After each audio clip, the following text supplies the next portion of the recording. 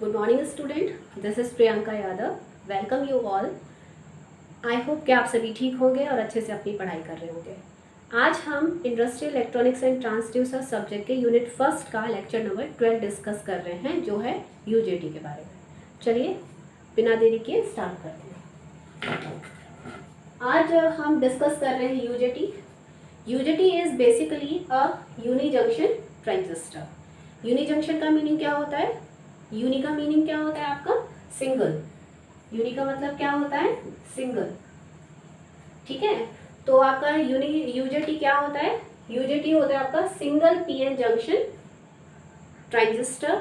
आपको ये ध्यान रखना है कि ये जैसे बीजेटी आपका होता है, बाइपोलर जंक्शन ट्रांजिस्टर होता है, एक तरीके का ट्रांजिस्टर ही होता है, लेकिन ये एक स्विच की तरह काम करता है, एम्पलीफायर की तरह काम नहीं करता। तो आपको ये ध्यान रखना है ये चीज़।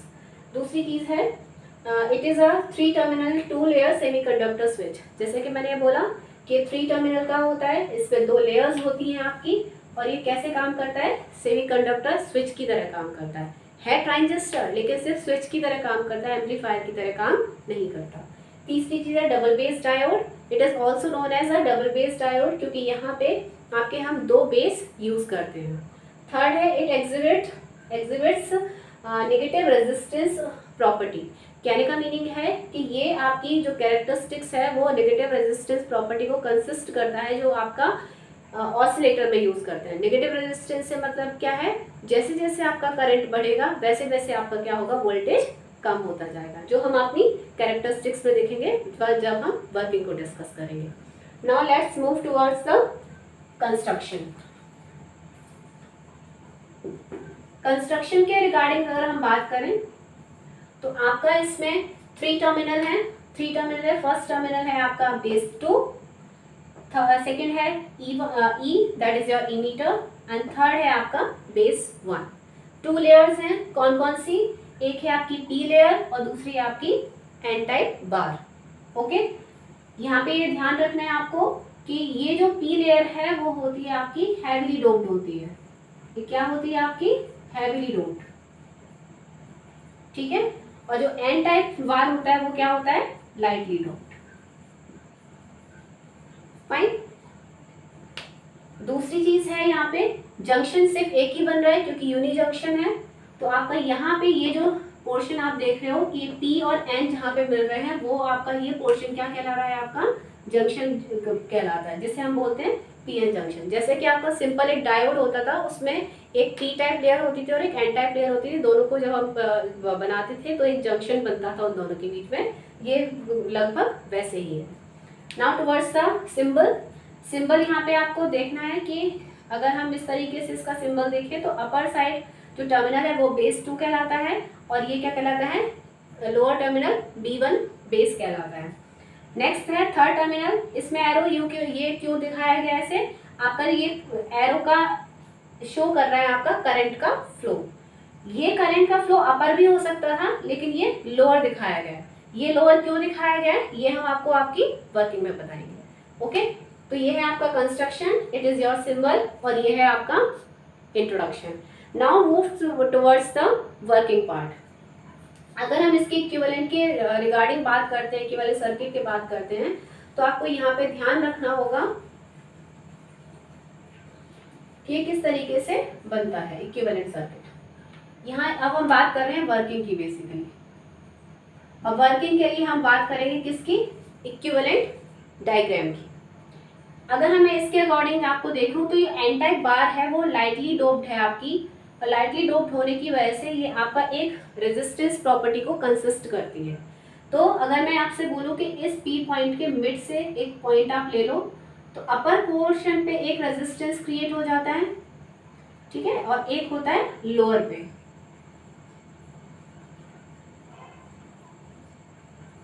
ठीक है, दिस वन। इस तरीके से अपर साइड वाला जो रेजिस्टेंस है हम उसे बोल देते हैं RB2, और इसको बोल देते हैं RB1। फाइन। अब आपको दिखाई दे रहा है कि ये अपर लोअर जो रेजिस्टेंस है वो क्या है? कम है, और ये अपर जो लोअर पोर्शन है वो क्या है? ज्यादा है। तो ऑब्वियस है कि ये रेजिस्टेंस ज्यादा होगा with respect to this one. That means कि हम इसको लिख सकते हैं RB1 is more than that of Rb2। ठीक है, अब ऑब्वियस है कि आपका जो भी ड्रॉप होगा Rb1 के अप्रॉक्स वो क्या होगा, ज्यादा होगा, because of the higher resistance. Okay, अगर इसका इक्विवेलेंट डायग्राम ड्रॉ करते हैं, इक्विवेलेंट डायग्राम जो हम बेसिकली वर्किंग के लिए यूज कर रहे हैं, इसका इक्विवेलेंट आप देखो तो इमीटर है आपका। इमीटर किससे कनेक्टेड है, क्योंकि ये पीएन जंक्शन, आपको मैंने बोला था पीएन जंक्शन की तरह काम कर रहा है, तो ये बेसिकली है क्या, एक्चुअल में इट इज अ डायोड। ये क्या है आपका, डायोड है। फाइन, ये हो गया आपका इमीटर, ये हो गया आपका डायोड। यहाँ पे एक रेजिस्टेंस लगा है जिसे हम बोल रहे हैं Rb2, और ये है आपका बेस P2। नीचे एक रेजिस्टेंस है जो आपका क्या कहला रहा है, Rb1, इसको बोल रहे हैं Rb1। फाइन, अब हमने जब इसके वर्किंग के बारे में बात करते हैं तो आपको ये ध्यान रखना है, ये जो रेजिस्टेंस होता है Rb1 it is variable. Rb1 क्या होता है, वेरिएबल रेजिस्टेंस होता है।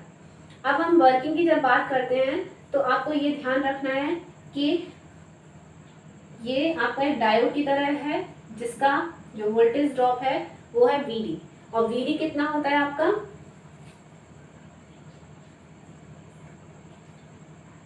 Vd अगर बात करें वो कितना होगा, 0.7 किसके लिए होगा, सिलिकॉन के लिए। तो आपको ये ध्यान रखना है, ठीक है, दिस वन।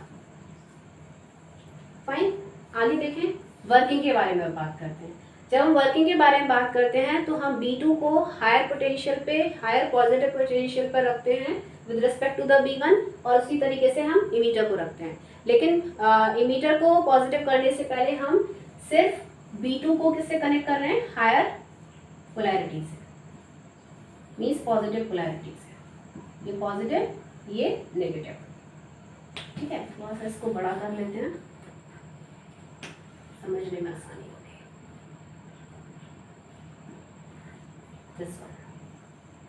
ठीक है, ये लाइक दिस। अब आप यहाँ देखो, आपको ये ध्यान रखना है इसमें बहुत सारी कंडीशंस होती हैं। वन बाय वन हम इन कंडीशंस को डिस्कस करते हैं।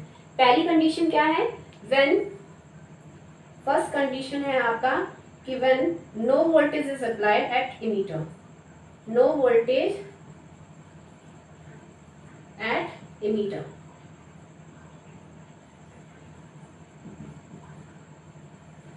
जब हम कोई वोल्टेज अप्लाई नहीं करते तो आपका उस टाइम पे आपका जो अगर हम ये भी वोल्टेज अप्लाई ना करें तो यहाँ पे इस केस में आपको ध्यान रखना है जो भी रेजिस्टेंस होगा वो इस केस में क्या कंडीशन होगी आपकी,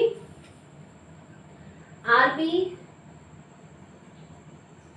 एक रेजिस्टेंस आपका मिलेगा Rbv जो किसके इक्वल होगा, Rb1 प्लस Rb2, जिसकी वैल्यू नियर अबाउट होगी आपकी 4 किलो से 10 किलो ओम्स की। ये कब बात हो रही है, जब हमने कोई भी पोलैरिटी या कोई भी बैटरीज नहीं लगाई है, ठीक है। अब जैसे ही हमने बैटरी लगाई उस केस में कंडीशन क्या होगी, क्योंकि जैसे ही हमने बैटरी लगाई तो आपका ये रेजिस्टेंस ज़्यादा है Rb1 और Rb2 क्या रेजिस्टेंस कम है, तो इसके क्रॉस जो वोल्टेज ड्रॉप होगा वो ज़्यादा होगा। अब हमने फर्स्ट कंडीशन हम लेके चल रहे हैं नो वोल्टेज एट इमीटर। जब नो वोल्टेज एट इमीटर है तो आपको ये ध्यान रखना है कि इसके अक्रॉस अगर हम वोल्टेज निकालते हैं इट इज V1, और V1 क्या होगा, by the potential divider rule, Rb1 upon Rb1 plus Rb2, अगर हम इसको नाम दे दें VBB तो ये कितना हो जाएगा VBB, और which is near about equals to eta VBB, ठीक है, ईटा VBB। ईटा क्या है यहाँ पे, ईटा क्या कहलाता है, intrinsic stand of ratio, it is intrinsic stand of ratio, okay, जिसकी वैल्यू होती है आपकी 0.5 to 0.82। आपको ये ध्यान रखना है। ये RV कब था? जब आपने कोई भी पोलैरिटी नहीं लगा रखी, ना ही बेस साइड में लगा रखी है और ना ही इमीटर साइड में लगा रखा है। फिर हमने कंडीशन क्रिएट की नो वोल्टेज एट इमीटर। अब हमने क्या अप्लाई कर दिया, BV B2 से कनेक्ट किया हुआ है और B1 से कनेक्ट किया हुआ है, लेकिन इमीटर को हमने क्या कर रखा है, ओपन। उस केस में जो वोल्टेज होगा RV1 के अक्रॉस वो कितना होगा आपका, this one V1, this one, ठीक है। दैट मीन्स कि यहाँ से यहाँ तक अगर आप देखो तो ये वोल्टेज कितना होगा, ईटा VV। ठीक, तो फर्स्ट कंडीशन हो गई आपकी। Now towards the second condition. यहाँ देखो फटाफट से सेकेंड कंडीशन।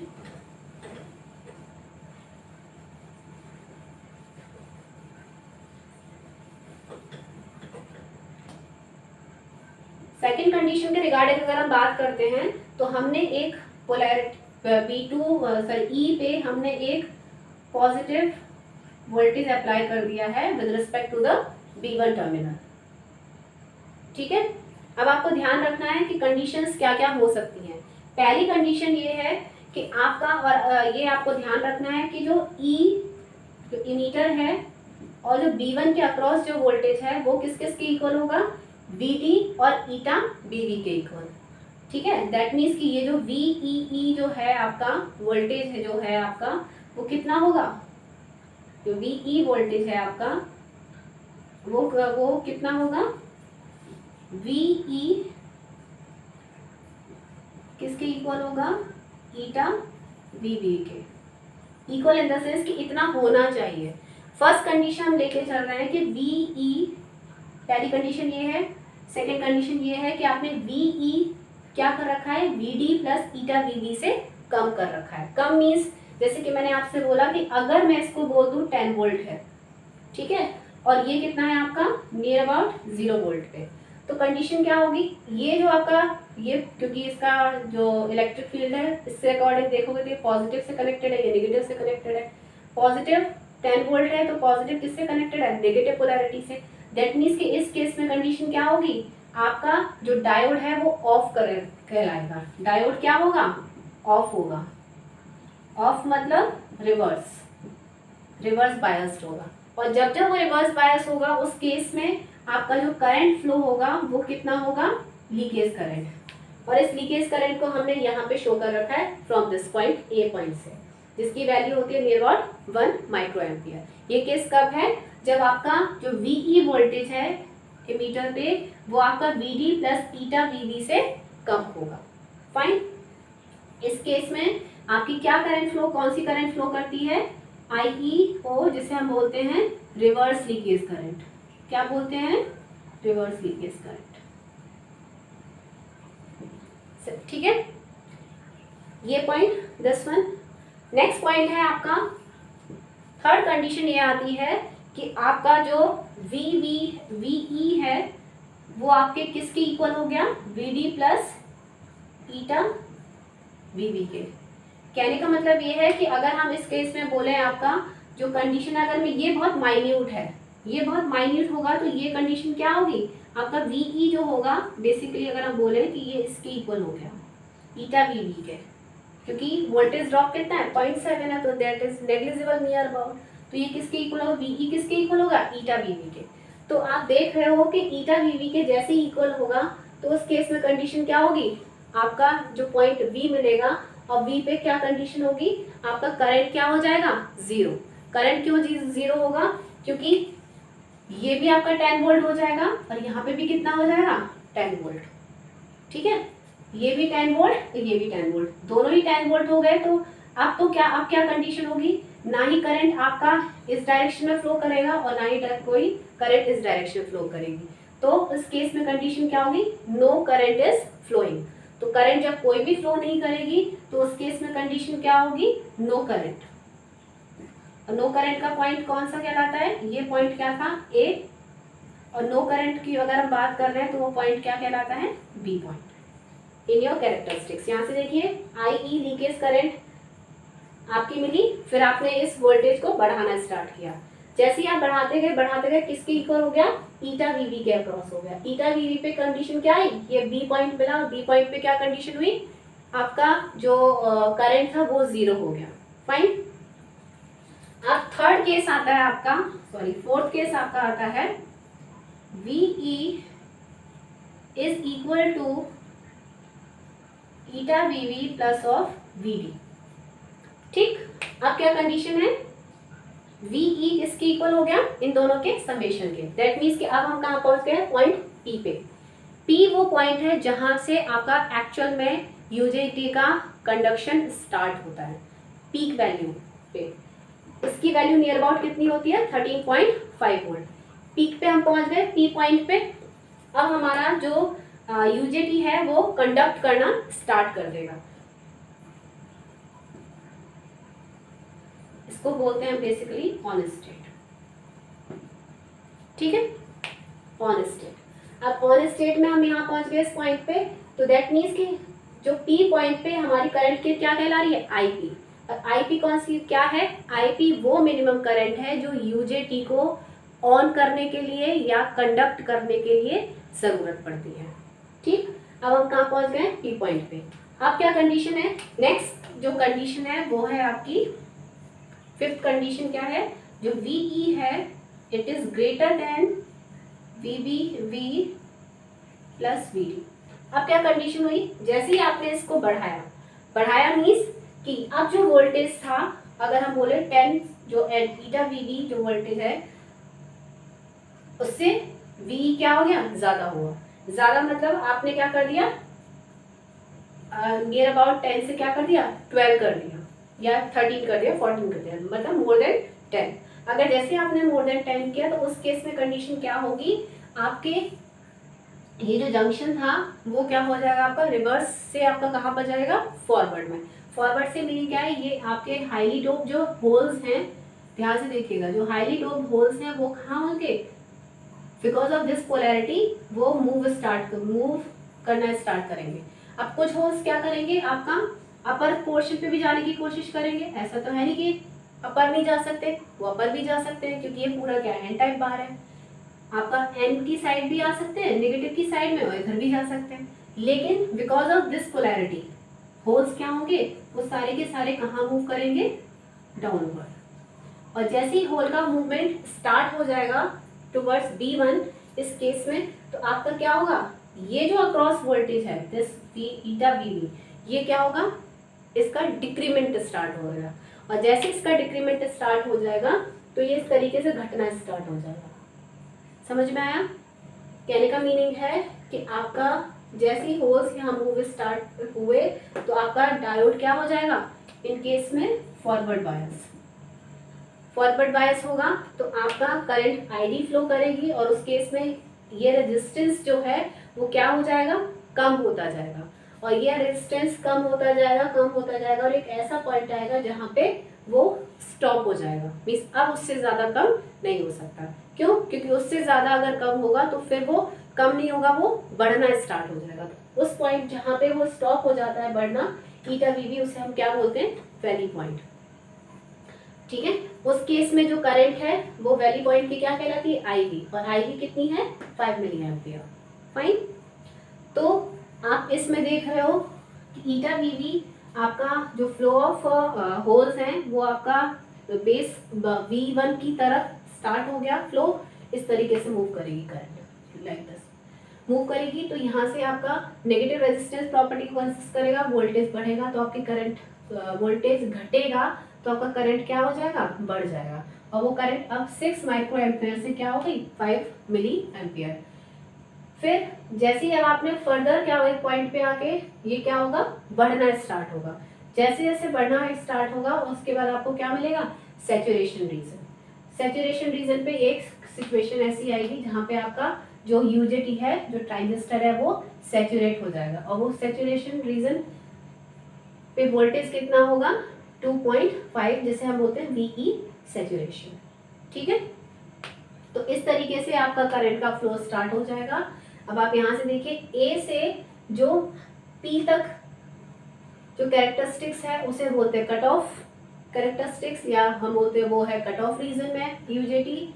अगर P से V तक जाते हैं तो कंडक्टिंग मोड में है, लेकिन क्या कहलाता है, नेगेटिव रेजिस्टेंस प्रॉपर्टी कंसिस्ट करता है। And after that the valley point UJT is in a saturation region. तो इस तरीके से आपका ओवरऑल वर्किंग आप देख रहे हो कि 5 कंडीशंस पे ये बेस्ड है, और इस तरीके से आप देखते हो कि किस तरीके से आपका UJT का कंस्ट्रक्शन हुआ, फिर किस तरीके से आपने वोल्टेज को बढ़ाया, देन वोल्टेज बढ़ा, उसके बाद घटा। ठीक है, सो ये था आपका overall performance of UJT। Next lecture में हम UJT की जो एप्लीकेशन है, it is used as a relaxation oscillator, उसके बारे में पढ़ेंगे। UJT के एडवांटेजेस, डिसएडवांटेजेस एंड उसकी एप्लीकेशन के बारे में पढ़ेंगे। कोई भी प्रॉब्लम होती है इस टॉपिक के रिगार्डिंग तो आप मुझे कमेंट सेक्शन में जाके पूछ सकते हैं। Thank you so much. स्वस्थ रहिए, मस्त रहिए एंड प्लीज़ पढ़ते रहिए। Thank you.